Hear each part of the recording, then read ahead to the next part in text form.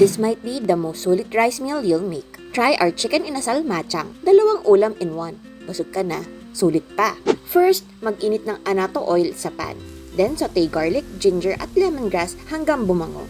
Add your chicken pieces, season with salt and pepper, and cook until lightly brown. Makinig na mabuti. Pour in vinegar pero wag gagalawin for 5 minutes para mawala ang harshness ng suka. Malalaman mo okay na kapag nagmellow na ang amoy nito. Add calamansi juice, soy sauce, oyster sauce, sugar, and coconut milk.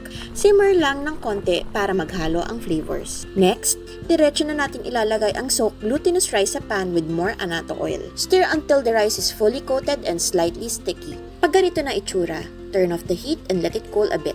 For assembly, gumawa ng cone using banana leaves. Add rice mixture, then add your surprise, salted egg, mushrooms, and Chinese sausage. Tapos, top with more rice. Fold it into a pyramid and tie to seal. Steam for 40 minutes and done. Isang balot pa lang, may kanin ka na, may ulam ka pa. Perfect pang baon, pang negosyo, o pang handaan. Yan ang tulay na sulit, Mommy Hack. Ano pa gusto mong lutuin ko? Comment mo na.